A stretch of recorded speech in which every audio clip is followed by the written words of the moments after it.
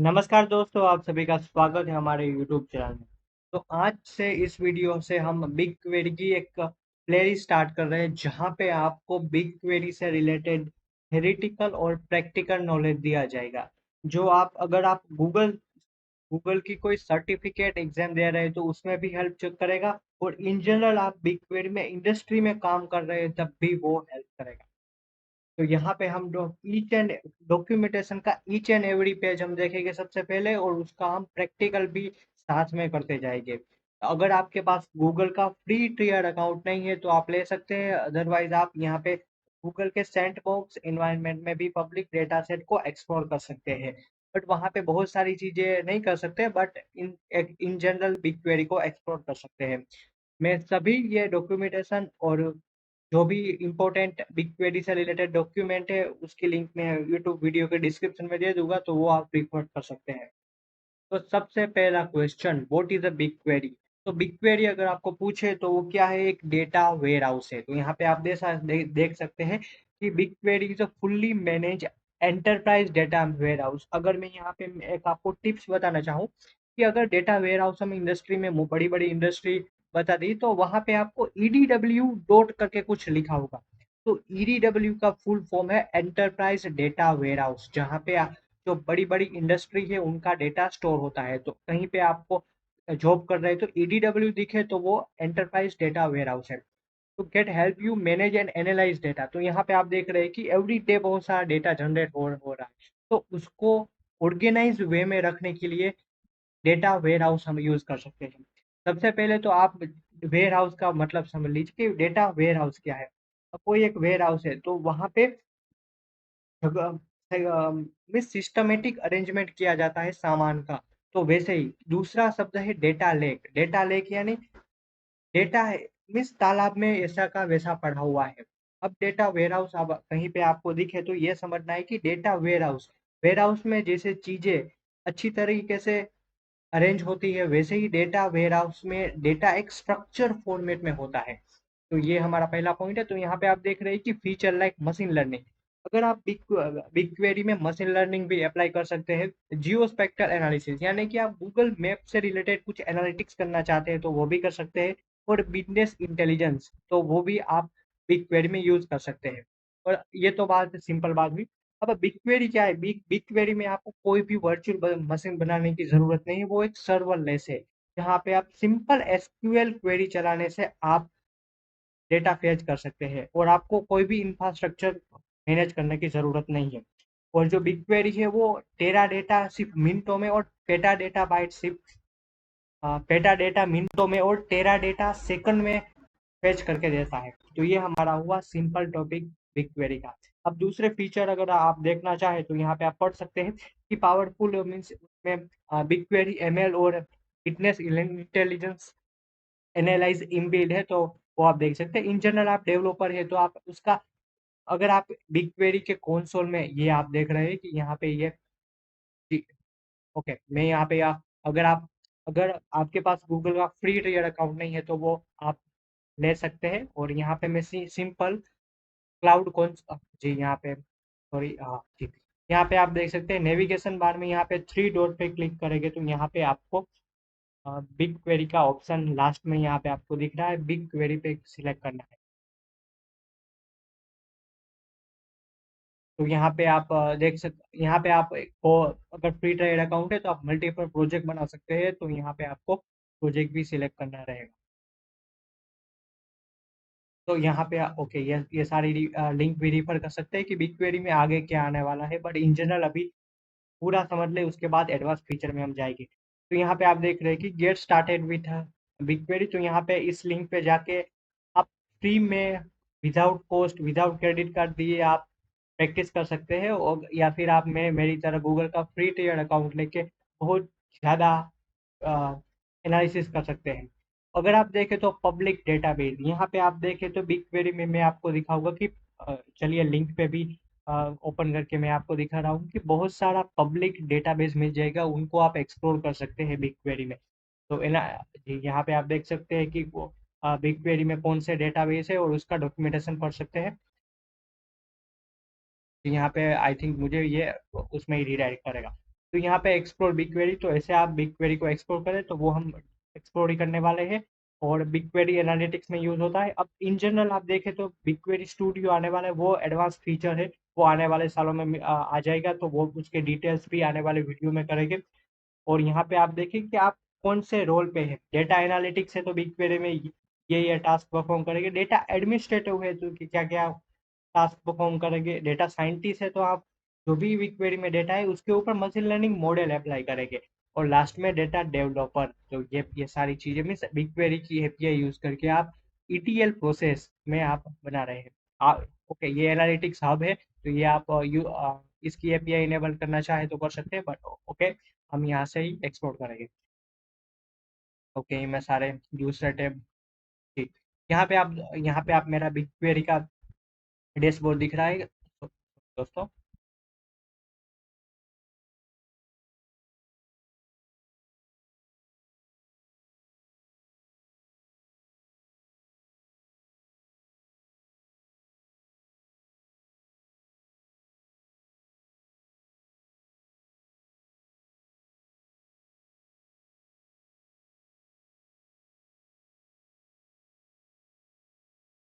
जी, यहाँ पे आप मेरा बिग क्वेरी का क्लाउड कंसोल देख सकते हैं। जी यहाँ पे आप देख सकते हैं कि एनालिसिस के लिए एसक्यूएल वर्कबेंच है। डेटा ट्रांसफर कैसा होता है, शेड्यूल, अगर आप कुछ क्वेरी शेड्यूल करना चाहते हैं कि 9 बजे ये डेटा यहाँ से फेच होके गूगल क्लाउड स्टोरेज में चला जाए, तो वो भी चीज कर सकते हैं। एनालिटिक्स हब है, डेटा प्लेटफॉर्म है, वो सारी ये बड़ा टॉपिक है, तो वो हम आगे आने वाले वीडियो लेक्चर में देखें। बीआई इंजन और बाकी बहुत ज्यादा ज्यादा कुछ।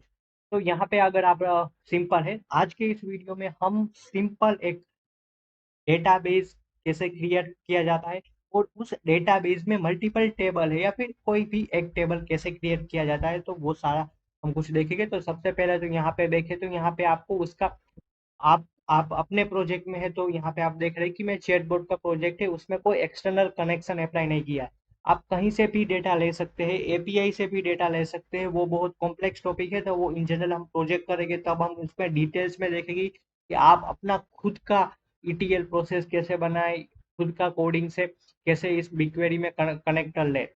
तो इन जनरल अब बात करें जी, तो यहाँ से आप बेसिकली आप इस प्रोजेक्ट में है, तो यहाँ पे आप 3 डॉट पे क्लिक करें और क्रिएटेड डेटा सेट पे क्लिक करें। तो मैं यहाँ पे जो भी डेटा सेट कर रहा हूँ उसका नाम है यूट्यूब। यहाँ पे आप किस टाइप की सर्विस आप लेना चाहते हैं, रीजनल सर्विस लेना चाहते हैं या मल्टी रीजनल। तो यहाँ पे मैं मल्टी रीजनल सिलेक्ट करूंगा। और डिफॉल्ट एक्सपायरेशन, अगर आप मीन्स आपका बिजनेस बिजनेस पर्पस ऐसा है कि आपको पुराना डेटा नहीं चाहिए और उसका स्टोरेज ना लगे, तो आप डेटा एक्सपायरेशन भी, ये टेबल एक्सपायरेशन भी रख सकते हैं। तो यहाँ पे गूगल मैनेज क्लिक पर ही क्लिक करें। और बाकी सब यहाँ पे देख रहे हैं कि time travel videos, time table window सिर्फ 7 दिन का ही रखें। यहाँ पे आप क्रिएट करेंगे, तो यहाँ पे आप देख रहे हैं कि with in a few micro second आप यहाँ पे मेरा एक डेटा सेट बना है। डेटा सेट के अंदर मैं एक टेबल बना सकता हूँ, तो यहाँ पे मैं क्लिक करूंगा। और यहाँ पे आप देख रहे हैं कि मैं डेटा सेट को पूरा ओपन कर सकता हूँ। यहाँ पे मैं डेटा सेट के अंदर एक टेबल बना रहा हूँ। वो टेबल हम कहाँ से ले सकते हैं, पहला तो है एम्प्टी टेबल। अगर आपने कोई मिस, सबसे पहले तो हम कहाँ कहीं से पब से या फिर आईओटी डिवाइस से हम डेटा ले रहे हैं, तो हमें एम्प्टी टेबल क्रिएट करना होगा। उसका हमें स्कीमा यानी कि उसकी कॉलम क्या है, उसमें कैसा डेटा टाइप है वो डिफाइन करना होगा, और आगे हम कर सकते हैं। तो ये पहली बात हुई एम्प्टी टेबल की। दूसरा है कि गूगल क्लाउड स्टोरेज, आप गूगल स्टोरेज से बकेट से ही आप डेटा ले सकते हैं, जो भी जेसोन या फॉर्मेट में, कोई भी फॉर्मेट में तो ले सकते हैं। तीसरा है आप अपलोड कर सकते हैं, ड्राइव से ले सकते हैं, गूगल बिग टेबल से ले सकते हैं। और दूसरी बकेट है अमेजोन S3 और अजूर ब्लॉब स्टोरेज, तो वहां से भी आप डेटा फेच कर सकते हैं। अब ये देखिए, यहाँ पे मैं अपलोड का ऑप्शन सिलेक्ट करूँ तो मैं यहाँ पे दिखा पाऊंगा कि कौन कौन से फॉर्मेट है, वो फॉर्मेट की फाइल ये गूगल क्लाउड स्टोरेज सपोर्ट करता है। तो यहाँ पे आप देख रहे हैं कि CSV, जेसोन, अवीरो, IRC और पार्क्वेट, जो भी पार्क्वेट फाइल फॉर्मेट है वो ये गूगल क्लाउड सपोर्ट करता है। तो बेसिकली यहाँ पे आप कोई भी सिलेक्ट कर सकते हैं। तो जी यहाँ पे मैं CSV फाइल सिलेक्ट कर रहा हूँ और ये मैं अपने पर्सनल जो भी लैपटॉप है तो वहाँ से मैं एक CSV फाइल अपलोड कर रहा हूँ।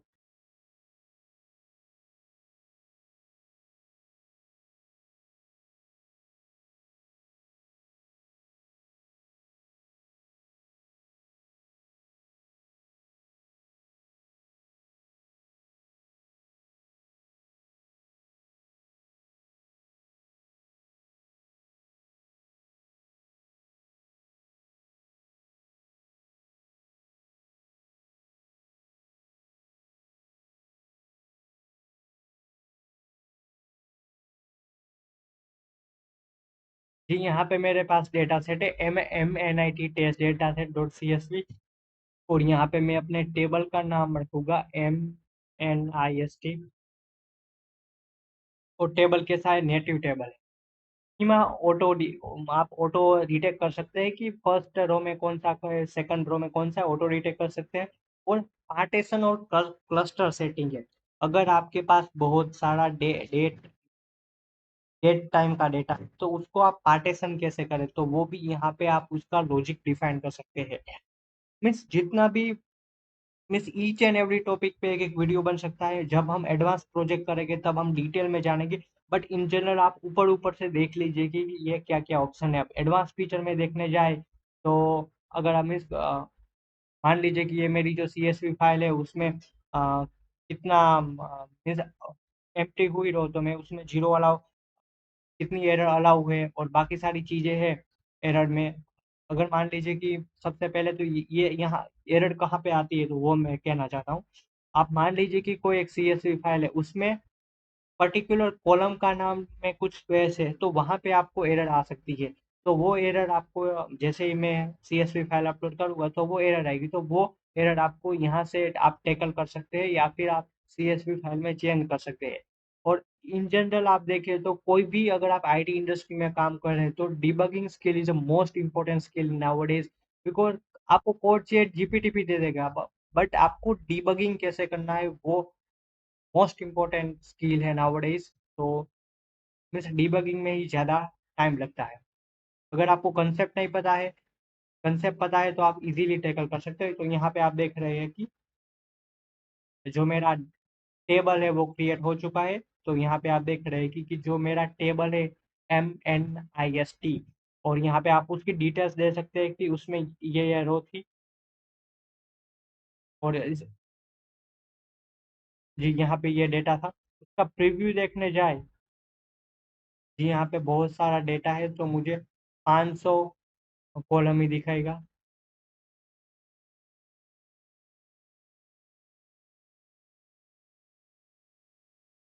जी आप देख रहे हैं कि यहाँ यहाँ से मेरे पास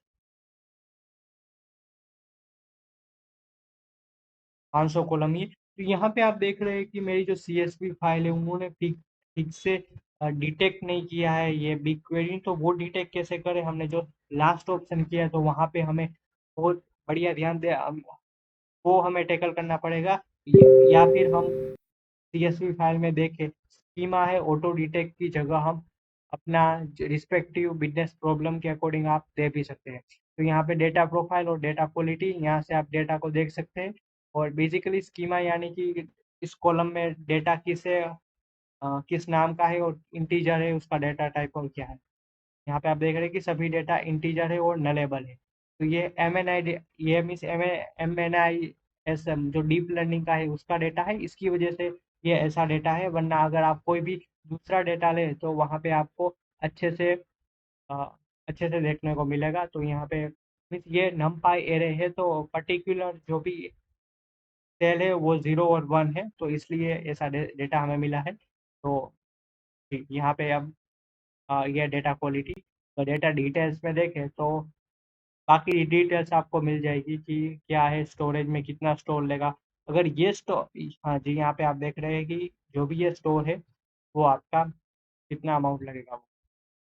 तो ये आप बे क्वेरी फ्री है बट आप स्टोर कर रहे हैं तो वो स्टोर का अमाउंट लगेगा, जो भी प्राइस है वो।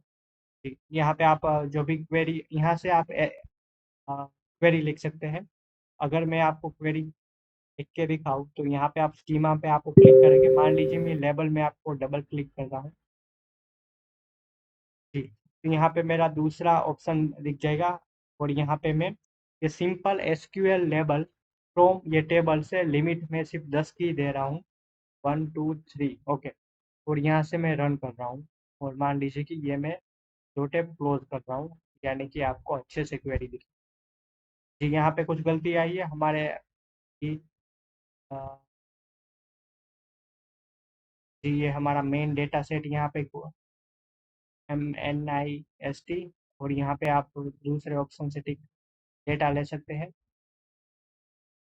ठीक, तो यहाँ पे हमारी एरर ये है कि लेबल के बाद हमें स्पेस देना पड़ेगा और ये हमारा टेबल का प्रोजेक्ट का नाम है, उसके बाद डेटा सेट का नाम है और उसके बाद हमारा टेबल का नाम है। तो यहाँ पे और मैं सिर्फ 10 ही कॉलम देखना चाहता हूँ तो ये हो गया। और यहाँ पे से आप शेड्यूल कर सकते हैं और बाकी सारी डिटेल्स यहाँ पे आप देख सकते हैं कि format query, query setting, enable SQL और ट्रांसलेशन और बाकी सारी चीज़ें। अगर आप इस डेटा को लोकल स्टूडियो में एक्सपोर्ट करना चाह रहे हैं वो भी कर सकते हैं। इसको जेसोन डेटा जो जेसोन फॉर्मेट में चाहिए तो वो भी ले सकते हैं। एग्जीक्यूशन की डिटेल्स क्या है, तो अगर बहुत बड़ा डेटा है तो कितने टाइम में फेच हो रहा है, तो वो सारी डिटेल्स आपको यहाँ से मिल जाएगी। और चार्ट क्या है इन जनरल, कैसे अगर आप डेटा को कॉन्फ़िगर डेटा विजुअलाइज में कि कैसा है, 0 और 1 ही वैल्यू है। मीन्स इन जनरल ये डिस्क्रिप्टिव एनालिटिक्स यहाँ से आपका थोड़ा हो जाएगा। यहाँ से इसलिए यहाँ पे प्रीव्यू लिखा है और यहाँ पे अगर आप जी देख रहे हैं कि सिर्फ हमारी जो बिगक्वेरी है उसमें एक ही 0.05 सेकंड में आउटपुट दे रही है। अगर आपके पास बहुत बड़ा डेटा है तो यहाँ पे आप फ्लो भी देख सकते हैं कि कितने सेकंड में माइग्रेट हुआ। अगर आप इस क्वेरी को सेव करना चाहते हैं तो सेव यानी कि सेव क्वेरी और सेव व्यू यानी क्या, अगर आप इस क्वेरी को बार ये सेव करके रिजल्ट देखना चाहते हैं तो उसका व्यू सेव कर सकते हैं, तो उसका चार्ज आपको नहीं लगेगा। तो व्यू है यहाँ मैं लग देता हूँ टेस्ट 1। और ये सिर्फ अगर आप ये सारी चीज़ें विजिबिलिटी तो ये है कि आप अगर प्रोजेक्ट में काम कर रहे हैं तो दूसरों लोगों को दिखेगा नहीं। जी, आई होप मैंने ये ट्राई की है कि एक वीडियो में जितना हो सके उतना बिग क्वेरी से रिलेटेड जो भी मेरे पास नॉलेज है वो मैं आपको डिलीवर कर सकूँ। इन जनरल कोई भी रह गया हो तो आप मुझे सजेस्ट कर सकते हैं। और इन जनरल ये मीन्स ये सिंपल हमने पहले वीडियो में लेआउट समझ लिया है। नहीं, नहीं, एक और चीज़ हमारे पास बाकी है तो वो हम यहाँ पे देखें कि हम पब्लिक डेटा सेट को एक्सप्लोर कैसे करेंगे, तो वो सारी चीज़ें हम आने वाले वीडियो में देखेंगे। तो थैंक यू सो मच दोस्तों, फिर मिलता है बिग क्वेरी के नए वीडियो में।